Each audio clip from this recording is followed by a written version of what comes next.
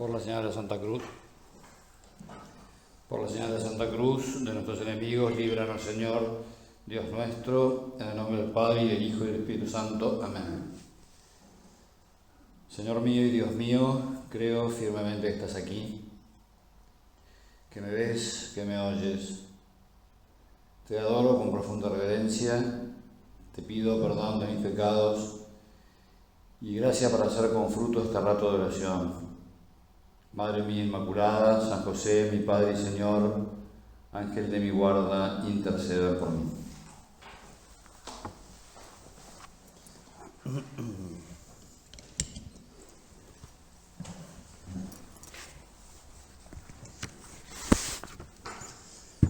Como ustedes saben, el sábado fue el comienzo del ministerio pastoral del nuevo arzobispo de Buenos Aires, Monseñor García Cuerva, y en la misa eligió el texto de San Marcos, del capítulo 2 de San Marcos, donde se cuenta esa reunión que tuvo Jesús en Cafarnaúm, en un lugar lleno de gente. Estaba todo abarrotado de gente, ¿no? Entonces, voy a leer primero el Evangelio de San Marcos y después leer varias cosas de la homilía de Monseñor García Cuerva. Entonces, el eje va a ser Evangelio de San Marcos, texto de Monseñor García Cuerva. Si yo leo y no cito a nadie, estoy citando a Monseñor García Cuerva o el Evangelio de San Marcos. Bueno, y aquí entonces les leo, ¿no?, cómo fue esa escena de la vida de Jesús.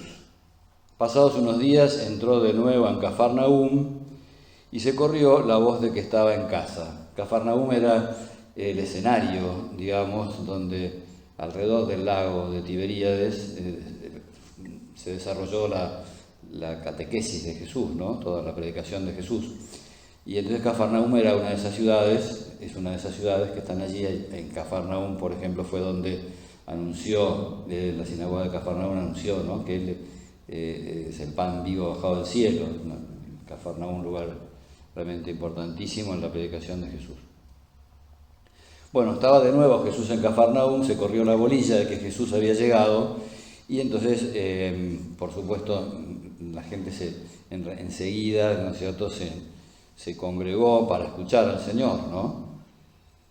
Se reunieron tantos, dice, que no cabían ni ante la puerta, y les predicaba la palabra. Vinieron entonces a traerle un paralítico que era llevado entre 4, y al no podérselo presentar por causa de la mucha gente, le levantaron el tejado por donde él estaba, y haciendo un boquete descolgaron la camilla en la que yacía el paralítico.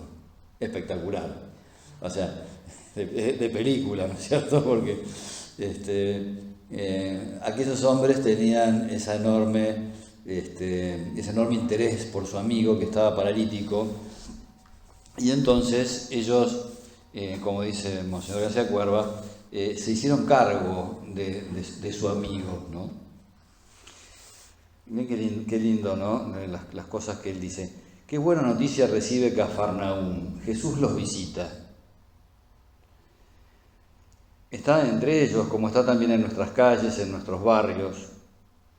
El Señor camina con nosotros y esta es una hermosa noticia que tenemos para alegrarnos y renovar nuestra esperanza. Jesús camina entre nosotros. Es su mirada cargada de ternura y misericordia. Son sus palabras, selladas con gestos capaces de sanar corazones heridos y vidas que buscan consuelo y paz, las que convocan a esa multitud a querer estar en la casa de Cafarnaúm y a querer estar también hoy con nosotros. O sea, es esa presencia de Jesús cargada de ese amor divino y humano, ¿no es cierto? Eso es lo que congrega a la gente, ¿no? Bueno, no había lugar delante ni de la puerta ni de nada, pero aquellos hombres se las arreglaron para hacer que hubiera lugar para uno más. Como hay lugar siempre en las casas, sobre todo en esas casas que son grandes, que tienen muchos hijos, que son de puertas abiertas, en las que siempre hay lugar para uno más, donde comen 40, comen 41, ya no me acuerdo cómo era el número de los que comían.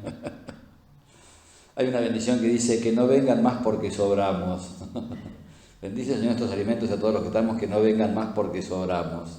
Y si llegan a venir, oh Señor, con tu inmenso poder, quítales las ganas de comer. Amén. Bueno, esto es para divertirnos un rato, pero la realidad tiene que ser distinta. Es decir, donde comen 40, comen 41. Donde hay comida para cuando parece que ya no alcanza, siempre hay lugar para uno más cuando se tiene un corazón grande, ¿no? Cuando, a ejemplo de Jesús, estamos buscando siempre llegar a todos, ¿no? Que no quede nadie excluido. Bueno, y estos hombres se hacen cargo de su prójimo, del inmediato, de su amigo paralítico. Trajeron un paralítico llevándolo entre 4 hombres. Nadie puede quedarse lejos de la presencia de Jesús, aunque parezca tantas veces que no hay lugar para uno más. En esa casa de Cafarnaúm pudo haber lugar para uno más, pero para eso se necesitaba creatividad y audacia. Interesante, estas dos características que hacen falta para que nadie se prive de esa presencia del Señor. Hace unos años, concretamente en el año 2000, Juan Pablo II, en la carta apostólica Novo Milenio Ineunte, hablaba precisamente de esa creatividad de la caridad cristiana. Les leo esto desde Juan Pablo II. La caridad se abre por su naturaleza al servicio universal, proyectándose hacia la práctica de un amor activo y concreto con cada ser humano. Este es un ámbito que caracteriza de manera decisiva la vida del cristiano, el estilo eclesial y la programación pastoral.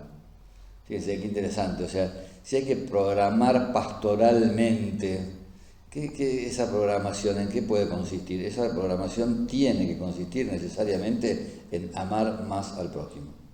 Por supuesto en amar más a Dios, pero el amor al prójimo es fundamentalmente el motor, ¿no es cierto? El que tenemos al lado, es el que nos mueve, es el que nos está continuamente como urgiendo, ¿no? Fíjense lo que dice acá. El siglo y el milenio que comienzan, estamos en el año 2000, está empezando un nuevo siglo y un nuevo milenio.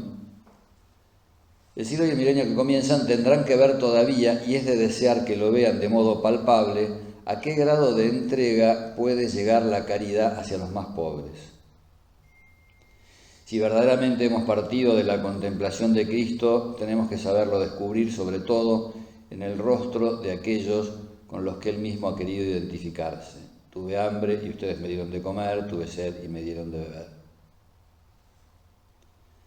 Esta página, dice Juan Pablo II, no es una simple invitación a la caridad, es una página de cristología que ilumina el misterio de Cristo. Fíjense qué importante, o sea, si nosotros lo que queremos transmitir es la persona de Jesús, el mensaje de Jesús, entonces no lo vamos a poder transmitir si no imitamos el amor suyo. No es, por tanto, o sea, sí, es una invitación a la caridad, pero además de ser una invitación a la caridad, es una clase de cristología, es decir, para entender a Dios tenemos que meternos en su corazón, ¿no? Para llegar al corazón de Cristo también tenemos que amar al prójimo, ¿no? Sobre esta página, la Iglesia comprueba su fidelidad como esposa de Cristo, no menos que sobre el ámbito de la ortodoxia. Estas palabras me parecen cruciales porque muchas veces uno juzga a las personas en base a la ortodoxia, en base a la recta doctrina. Bien, ok. Nosotros, la Iglesia es depositaria de la verdad, la Iglesia no es dueña de la verdad, es depositaria de la verdad. pero también es depositaria de la caridad de Cristo por los hombres. De manera tal que el mensaje tiene que estar las dos cosas, ¿no? La doctrina y la caridad.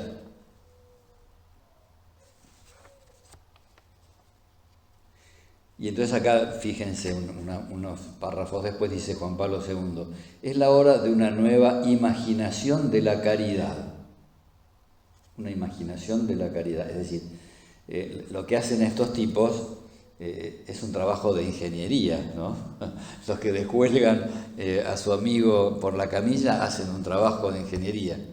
O sea, bueno, por lo menos de albañilería, o sea, sacaron el techo y lo descolgaron, ¿no? Pero bueno, tiene, no sé, cuerdas, poleas, no sé qué fue lo que utilizaron, pero es una obra de ingeniería, es una obra de ingenio, ¿no?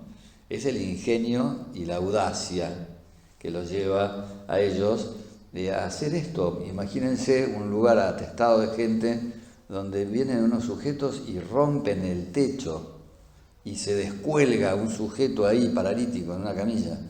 Es de locos. O sea, está bueno, es de gente audaz, de gente imaginativa, creativa, y que además no le tiene, podríamos decir, como miedo a lo que puedan opinar los demás, ¿no? Fíjense lo que sigue diciendo Juan Pablo II. Sin esta forma de evangelización llevada a cabo mediante la caridad y el testimonio de la pobreza cristiana, el anuncio del Evangelio corre el riesgo de ser incomprendido y de ahogarse en un mar de palabras al que la actual sociedad de la comunicación nos somete cada día. La caridad de las obras corrobora la caridad de las palabras. Y estamos en un tiempo en el que la gente duda de todo, en el que la gente podríamos decir como escéptica. Entonces, claro, ahora que estamos en tiempo de elecciones, yo no quiero criticar a ningún político en particular, pero critico a todos en general. O sea, están llenos de palabras y de promesas, ¿no? Está lleno de gente que dice una cosa y después hace otra. También en la iglesia sucede esto. O sea, nosotros en la iglesia no estamos exentos de todo eso. También nosotros podemos decir una cosa y hacer otra. Pero eso es lo que peor hace a la iglesia. San Pablo ya decía, ¿no? Hablando de las personas que predicaban el Evangelio pero no se comportaban como cristianos, San Pablo decía, por vuestra causa es blasfemado el nombre de Cristo. Por los pecados de los cristianos, por los pecados de los curas, por los pecados de los obispos y de los papas, el mensaje cristiano queda, podríamos decir, como pierde credibilidad. Por eso acá dice, si nosotros no amamos de veras, si no tenemos un amor verdadero, aunque prediquemos la verdad, esa verdad, si no está acompañada por la caridad, no tiene carta de ciudadanía, no va a caer. O sea, ¿qué era lo que hacía que Jesús tuviera esa enorme afluencia de gente? Por supuesto porque era Dios, ¿no es cierto? Eso no lo podemos imitar, pero era el amor que salía de su corazón divino y de su corazón humano, de su amor divino y su amor humano, ¿no es cierto? Eso era lo que hacía realmente. La gente se sentía verdaderamente querida, la gente sentía que Jesús verdaderamente se comprometía con ellos. La caridad de las obras corrobora la caridad de las palabras. Importantísimo, ¿no? Bueno, tenemos muchos motivos para ponernos las pilas, muchas necesidades que las tenemos a la orden del día, al alcance de nuestra mano, ¿no es cierto? Cuánta gente que hay, aquí lo dice Monseñor García Cuerva, dice, para esto se necesitaba creatividad y audacia, como la creatividad y audacia de la que hemos sido testigos alguna vez en las mesas familiares, haciendo lugar para el que llega de sorpresa, o en los comedores comunitarios, cuando se recibe a todos para que lleven un plato de comida caliente a sus casas. Incluso recuerdo, dice, cuando siendo sacerdote en una villa, aunque los pasillos se iban angostando, aunque se vivía el hacinamiento y la precarización de la vivienda, siempre podía haber un pequeño espacio para alguien más. Este, creo, es el desafío de todos, que nuestro corazón sea como el de esos 4 hombres deseosos de hacer lugar para un hermano más.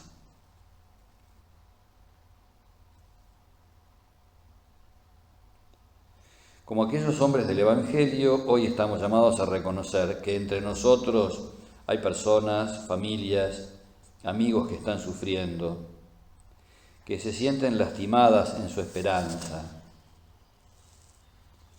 Las familias que siguen llorando a los fallecidos por COVID, los ancianos abandonados o dejados de lado, quienes sufren adicciones, violencia en todas sus formas, quienes viven en situación de calle o en viviendas precarias, o tantos y tantas que desvelados hacen malabares buscando llegar a fin de mes. Y acá hace referencia a la parálisis, ¿no? a la enfermedad de aquel hombre cuyos amigos habían descendido por la camilla. Dice, en definitiva, quienes ya no tienen ganas de seguir, paralizados en sus sueños, golpeados por una realidad económica y social que duele y que congela el alma. Hacernos cargo, no mirar para otro lado, porque como dijo el Papa Benedicto XVI, el amor al prójimo es un camino para encontrar también a Dios, y cerrar los ojos ante el prójimo nos convierte también en ciegos ante Dios. Si cerramos los ojos a las necesidades ajenas, no vamos a entender las cosas divinas. Y entonces hace referencia también a esta, podríamos decir, hacer las cosas en común. Son 4 amigos los que descuelgan al paralítico. Y entonces, claro, hace referencia a que nadie puede hacerlo solo. O sea, uno dice, nosotros podemos decir, ¿y yo qué puedo hacer frente a toda esta necesidad enorme? Este panorama que realmente es enorme en todas las ciudades del mundo, en todos los lugares del mundo, o sea, la pobreza, las adicciones, la desesperanza, la enfermedad, existe en todas partes. ¿Y cómo vamos a hacer? ¿Cómo hace cada uno de nosotros para resolver esos problemas? Nadie puede solo. Es una locura pensar que uno puede solo. Las instituciones, tampoco puede una sola institución arreglar todos los problemas. Pero, bueno, ¿cuántas cosas, cómo se multiplica el bien cuando lo hacemos junto con los demás? Cuando nos animamos, cuando nos arriesgamos a hacer algo. Hace unos años salió un video en una ciudad de Oriente, no sé qué ciudad podría haber sido, no sé si era en la India o alguna de estas ciudades absolutamente, estos lugares absolutamente populosos.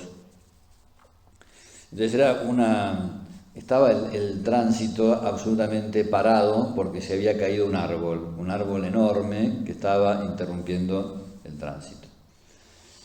Bueno, y entonces se veían, ¿no? las caras de los que estaban en los autos, de los que estaban en los colectivos, todo el mundo mirando, quejándose de cómo era posible que nadie hiciera nada, no sé.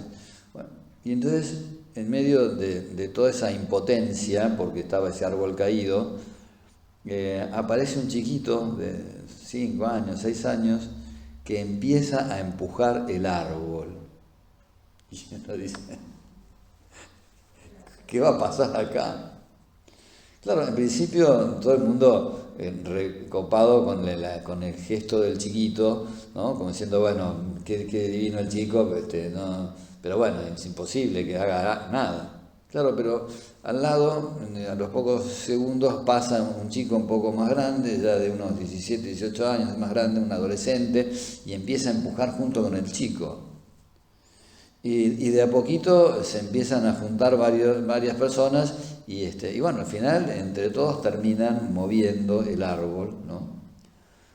Y entonces Claro, uno solo no puede nada, pero se puede juntar a lo mejor con otro y con otro de más allá y con... Hay otro chico también que no sé, consiguió, no sé, agua para, no sé, cantidad de agua para gente que estaba necesitada, entonces consiguió hacer una empresa que envasaba agua, no sé qué sé, no sé, no me acuerdo, no quiero improvisar demasiado ahora, pero son ejemplos de eh, acciones desproporcionadas, ¿no? O sea, no tiene, pareciera como que no tiene sentido y sin embargo, bueno, cuando la gente busca a otras personas, eso de que la unión hace la fuerza es una realidad. Me acuerdo cuando empezamos, yo en una época, estaba en Mendoza cuando Abel Albino fundó CONIN en el 93 y cuando me vine a Buenos Aires empecé bueno, a presentarle gente, ¿no? Porque él es de Mendoza, entonces yo me vine para acá, yo había estado en Rosario, le presenté gente de Rosario, gente de Mendoza, de Buenos Aires. Y bueno, y al principio no teníamos ni para imprimir un PowerPoint, ¿no? Pero uno empieza a hacer correr la bolilla y empieza a hablar de una necesidad y hablar de y a nuclear gente buena y claro, y uno solo no puede hacer nada, pero un día vino uno y es como se arma un fueguito, ¿no? O sea, primero le pones unas piñas o le pones unos papeles, después le pones cuando ya prendió la piña de papel le pones unas ramitas y después cuando ya le pones el tronco, ¿no? Y ahí empieza eso que estaba todo apagado, se hace todo un fuego, ¿no? Así que bueno, qué importante que es, podríamos decir, como asumir el riesgo, ¿no? Estos hombres se hicieron cargo de su amigo. Está bueno asumir un riesgo. Muchas veces nosotros no hacemos cosas porque pensamos que no vamos a poder, porque le tenemos miedo al fracaso.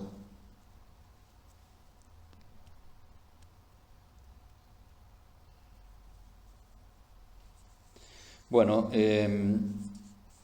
me acuerdo que me llegó hace un tiempo un papel que no tengo ni idea de dónde vino, pero bueno, le saqué una fotocopia y te los leo. Hay un viejo cuento con 4 personajes, todos, alguien, cualquiera y nadie. Así se llamaban los 4 personajes. Ocurre que había que hacer un trabajo importante y todos sabían que alguien lo haría. Cualquiera podría haberlo hecho, pero nadie lo hizo. Alguien se enojó cuando se enteró porque le hubiera correspondido a todos. El resultado fue que todos creían que lo haría cualquiera y nadie se dio cuenta de que alguien no lo haría. ¿Cómo termina la historia? Alguien reprochó a todos porque en realidad nadie hizo lo que hubiera podido hacer cualquiera. Es un juego de palabras, pero está divertido, ¿no? Y es un poco a la realidad de que, por ejemplo, yendo a la vida cotidiana, suena el timbre, ¿no? Entonces, hay 8 en la casa, ¿no? Entonces, todos saben que alguien va a abrirla. Cualquiera podría abrir la puerta, atender el timbre. Al final alguien reprocha a todos porque nadie hizo lo que podría haber hecho cualquiera, ¿no? Pero nos liberamos de la responsabilidad porque, bueno, por pereza o por apuro o por, qué sé yo, muchas veces y la mayor parte de las veces por egoísmo, ¿no? Por estar nosotros en lo nuestro. Estos hombres son enemigos, estos amigos del paralítico son enemigos del no se puede. Hicieron la experiencia de que juntos, encontrándose, reconociéndose y sin necesidad de cancelar sus diferencias. Miren qué interesante, ¿no? Aunque pensemos distinto con otras personas, qué bueno que es encontrar esos objetivos comunes. Sin necesidad de cancelar sus diferencias, nacía una nueva comunión, capaz de levantar los techos invisibles que el conformismo tantas veces impone.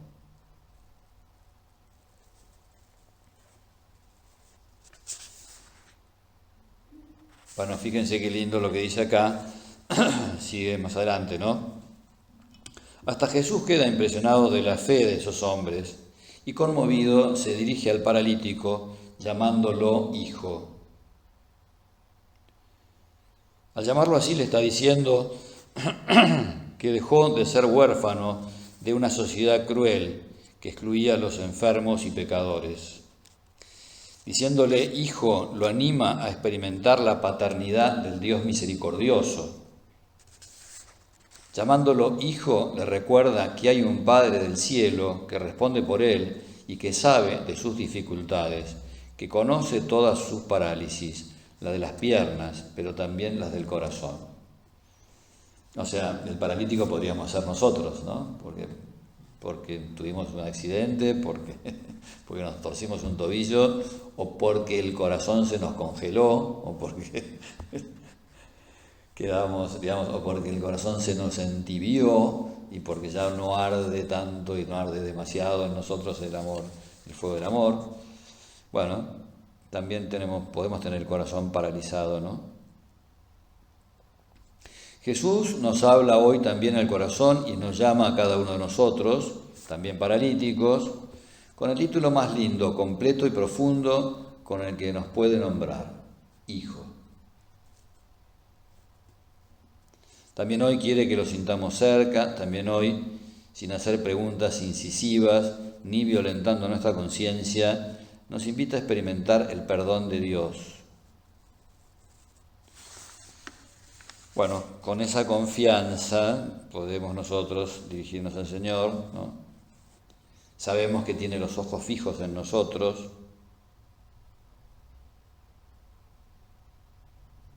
Por eso con confianza podemos contarle al Señor de nuestras parálisis personales y de nuestras parálisis sociales y eclesiales.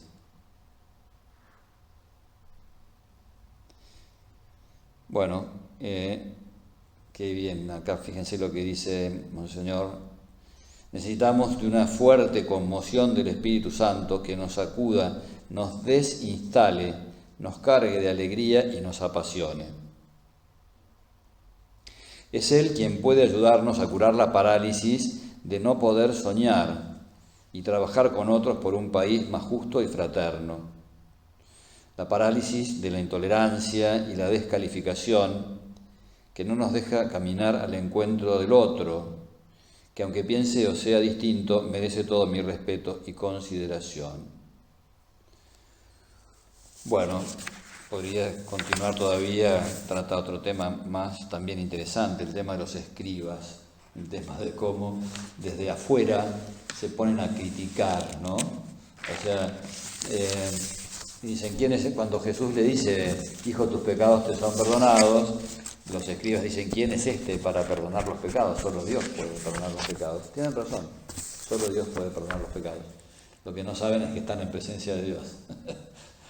Bueno, y a veces nosotros también criticamos a gente que en nombre de Dios hace cosas buenas, pero nosotros a lo mejor como utilizan un sistema distinto o tienen una terminología distinta o, bueno, quizás los juzgamos, podemos, ¿no?, caer en ese riesgo de juzgar a los demás. Se suele decir que quien no hace nada no es criticado, quien trabaja sí es criticado, ¿no? Entonces, bueno, que tengamos esa disposición interior del corazón para aprender de las personas que hacen el bien, para descubrir otras maneras de hacer el bien, que quizás no sean las que hemos utilizado hasta el momento, ¿no es cierto? O sea, este siglo y este milenio tienen que ser testigos, ¿no?, de ese ingenio, de esa creatividad, de esa caridad multifacética, ¿no?, esa enorme riqueza del amor de Dios, ¿no es cierto?, que se manifiesta en muchísimas expresiones, ¿no? Que busquemos, pidiéndole al Señor su luz, que busquemos esa capacidad para poder ayudar a los demás, ¿no es cierto?, para poder poner a la gente delante del Señor, ¿no?, para que ellos también, para que todos experimenten el amor de Dios.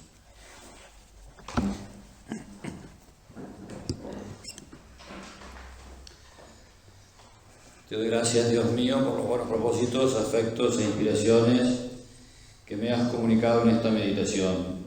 Te pido ayuda para ponerlos por obra. Madre mía Inmaculada, San José, mi Padre y Señor, Ángel de mi guarda, intercedan por mí.